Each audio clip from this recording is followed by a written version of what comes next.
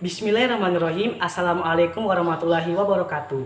Halo teman-teman semua, perkenalkan nama saya Diki Dovenibras dari MAN 1 Konawe. Pada kesempatan kali ini saya akan membawakan materi sistem ekresi pada manusia. Nah teman-teman, sistem ekresi adalah sistem organ yang berfungsi untuk mengeluarkan sisa metabolisme yang ada pada tubuh kita. Sisa metabolisme ini berupa senyawa-senyawa yang mengandung toksik atau racun, sehingga jika tidak dikeluarkan dapat menyebabkan terganggunya fungsi organ-organ di dalam tubuh kita.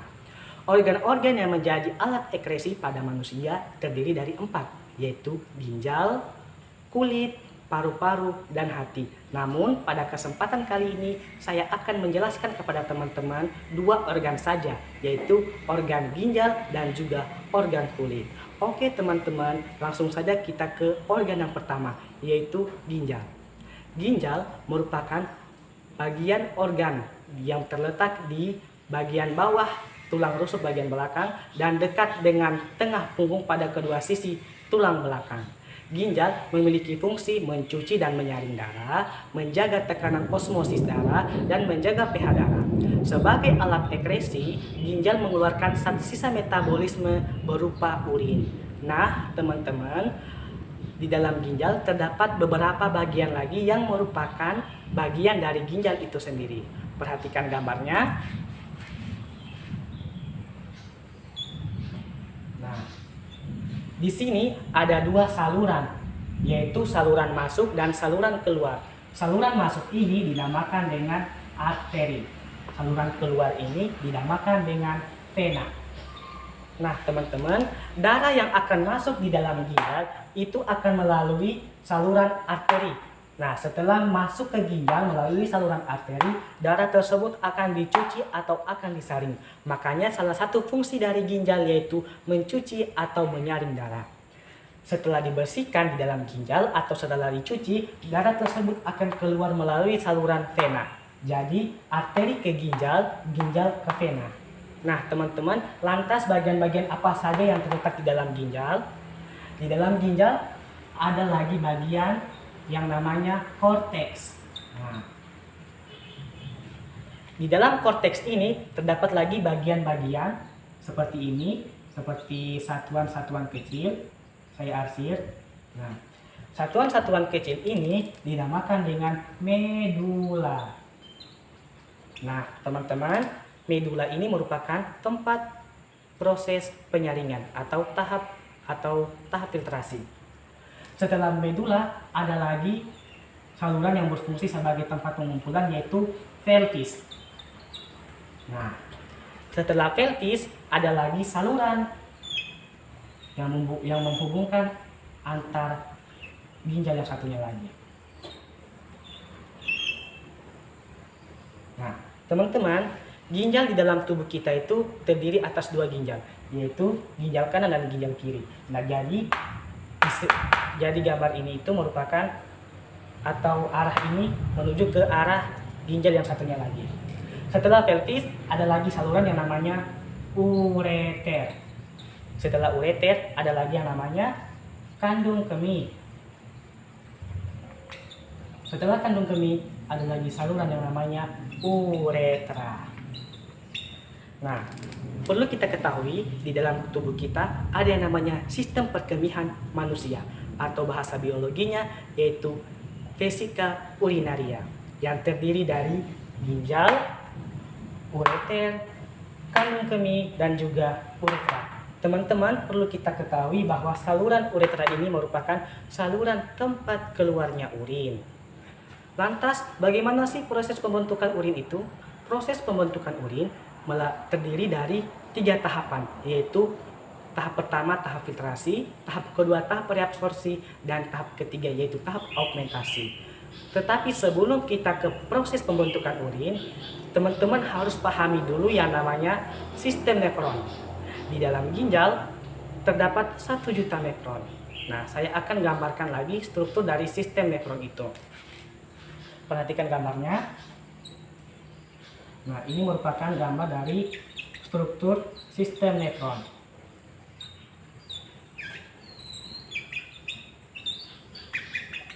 Kurang lagi strukturnya itu seperti ini. Nah, ini merupakan struktur dari sistem nefron ini.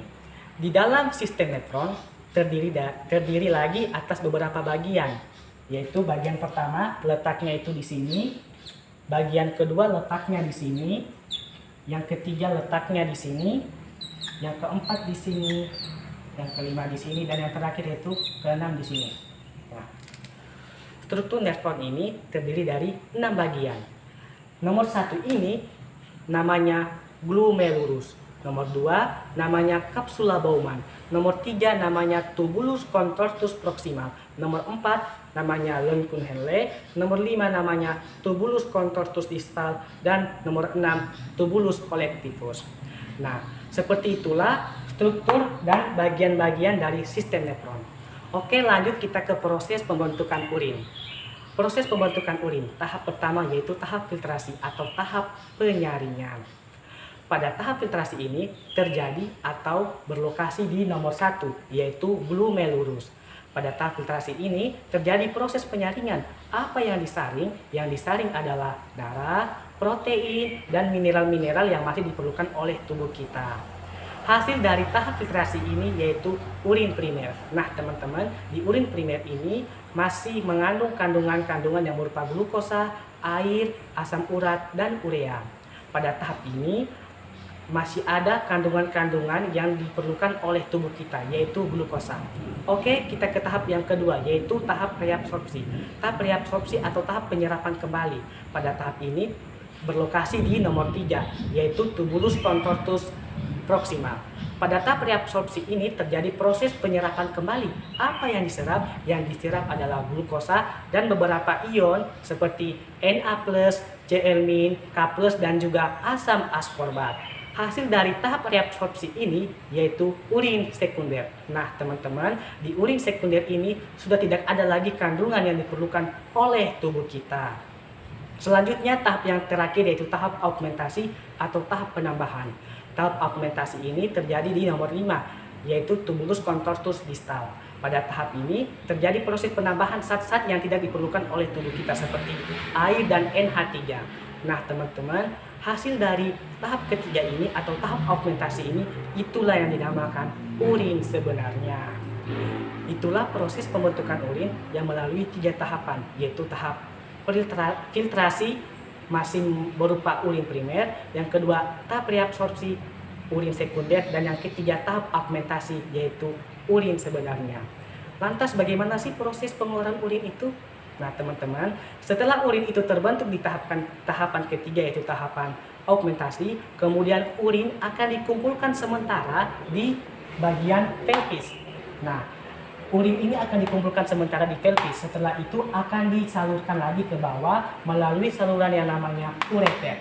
Nah, setelah itu urin ini akan ditampung lagi di saluran kandung kemih. Nah, setelah jumlah urin sudah mencapai 200 atau 300 ml, maka manusia atau kita akan mengalami atau akan merasakan ingin buang air kencing. Nah, disitulah urin akan keluar melalui saluran uretra. Jadi proses pengeluaran urin itu terdiri dari ginjal, ureter, kandung kemih, dan uretra. Itulah proses pembentukan urin dan pengeluaran urin serta cara kerja ginjal sebagai alat ekskresi di dalam tubuh kita. Oke teman-teman, kita ke organ yang kedua yaitu kulit. Kulit merupakan lapisan terluar yang membungkus seluruh permukaan tubuh. Sebagian besar kulit ditumbuhi oleh rambut. Kulit pada tubuh kita terdiri dari bagian permukaan dan beberapa lapisan. Pada permukaan kulit terdapat rambut, keringat, dan pori-pori. Lapisan penyusun kulit terdiri dari lapisan ari atau lapisan dermis yang tersusun oleh lapisan permukaan yang diisi sel-sel mati pada permukaan kulit, lapisan tanduk, lapisan berpigmen, lapisan tidak berpigmen, lapisan sel duri, dan lapisan pembentuk sel baru. Setelah lapisan epidermis ada lagi lapisan kulit jangat atau lapisan dermis. Pada lapisan dermis ini terdapat kelenjar minyak, kelenjar keringat, pembuluh darah, dan saraf. Setelah lapisan epidermis dan lapisan dermis, ada lagi lapisan yang namanya hipodermis. Pada lapisan hipodermis ini terdapat jaringan lemak yang berfungsi sebagai cadangan makanan dan pengatur suhu tubuh.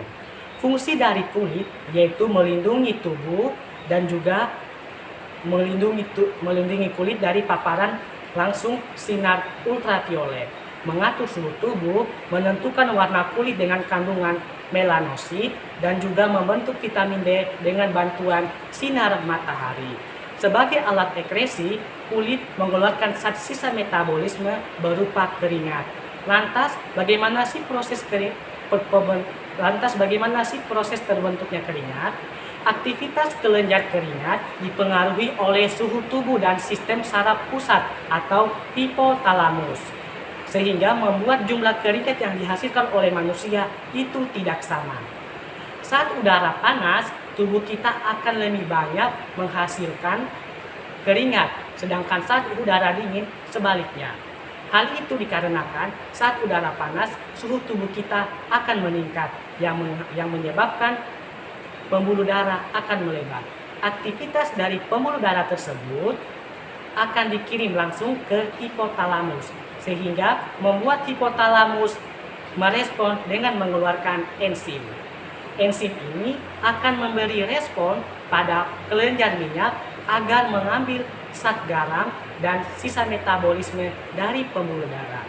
Kemudian kulit akan membuka pori-pori sehingga dihasilkanlah keringat. Jadi itulah proses pembentukan keringat dan cara kerja kulit sebagai alat ekresi pada manusia.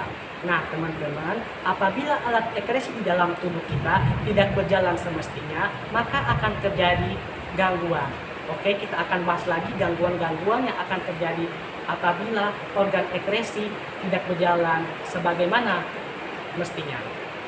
Gangguan yang akan terjadi pada organ ginjal yaitu antara lain diabetes mellitus, diabetes insipidus, albuminuria, metropolia, dan juga batu ginjal.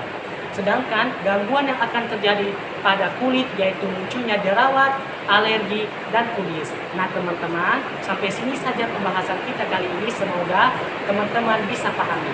Sehingga sekian dari saya. Wassalamualaikum warahmatullahi wabarakatuh.